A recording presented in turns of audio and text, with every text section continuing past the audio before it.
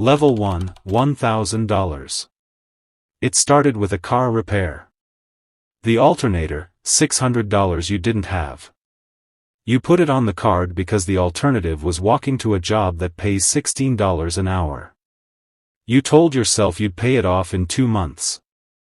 2 months became 4. 4 became, eventually. The number sits at $1,000 now, quiet, waiting, collecting interest at 24% while you sleep. You don't check the app in the morning anymore. You check it at night, after the day is over, when there's nothing left to lose by looking.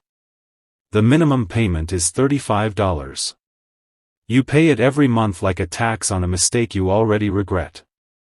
The balance doesn't move. You do the math once, just once, and realize at this rate it'll take 6 years to pay off a car part that costs $600. You close the app. You don't do the math again. Your friend asks if you want to split a trip to Vegas. You say you're busy that weekend. You're not busy. You're $1,000 in debt and terrified that saying no out loud will make it real. So you make it about scheduling instead. Nobody questions scheduling. Everybody questions broke. You lie awake doing arithmetic that never resolves.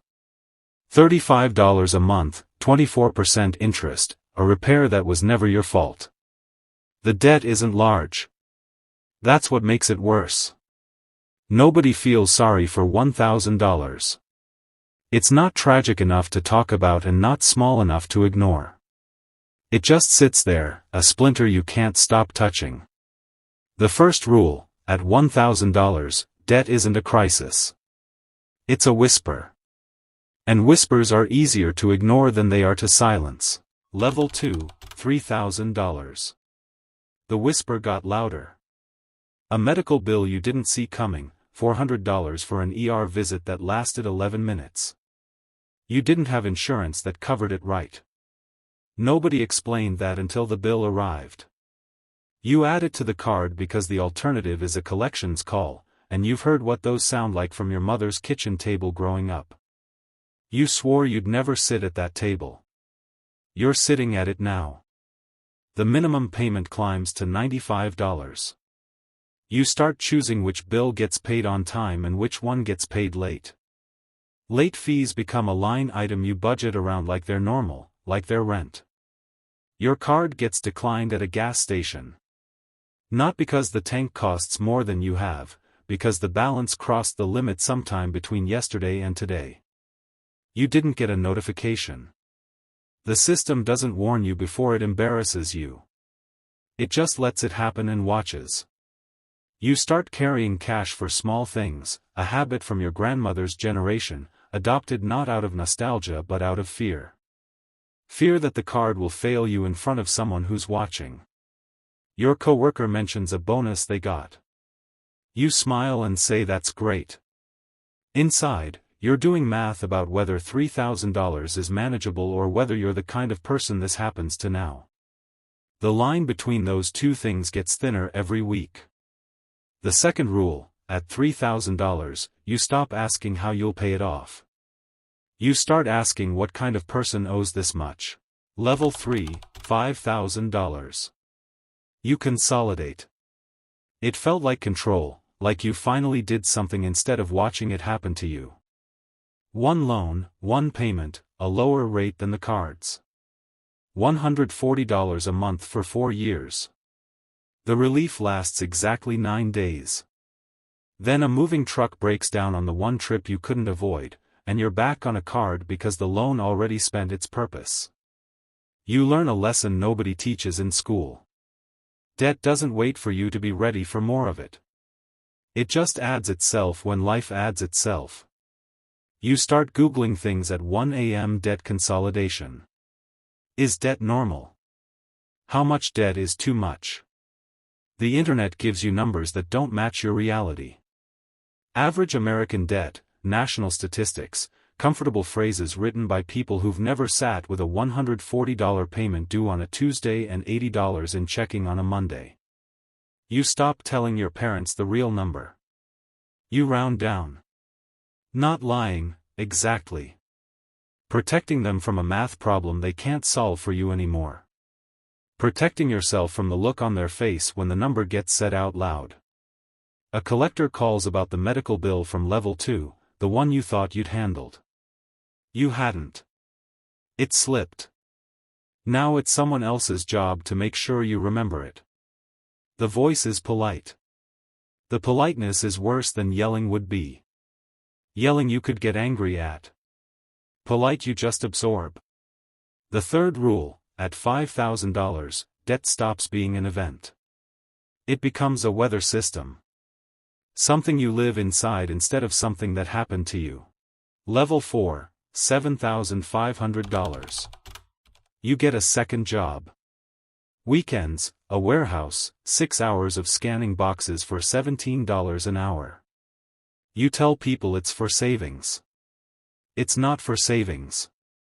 It's for a hole that stopped being a hole and started being the ground you stand on.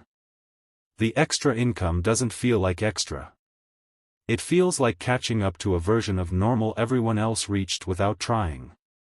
You do the math on interest paid versus principal paid and the number makes you put your phone down and stare at the wall for longer than you meant to.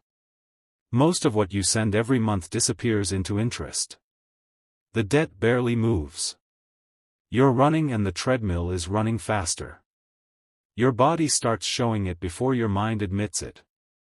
You're tired in a way sleep doesn't fix. Short with people who don't deserve it. Quiet in rooms where you used to talk.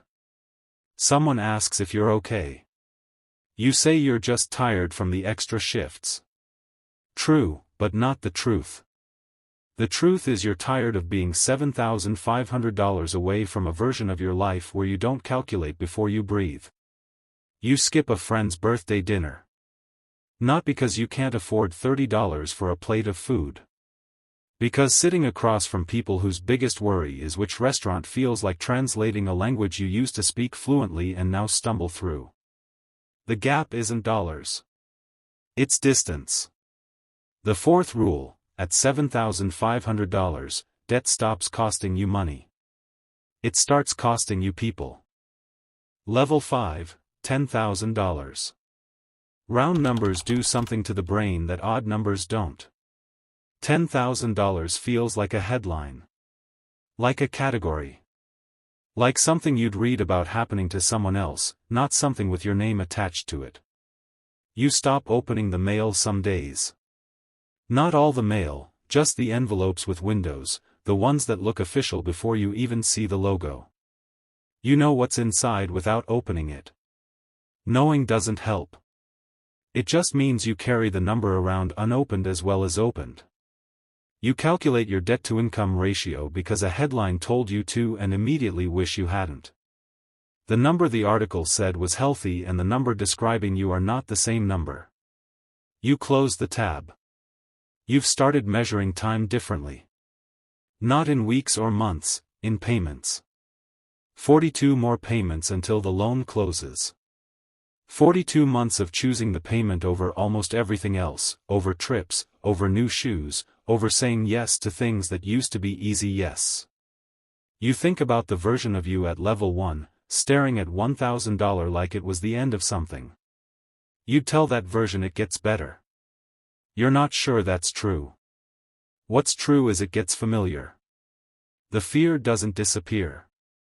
It just stops being loud enough to notice every hour of every day.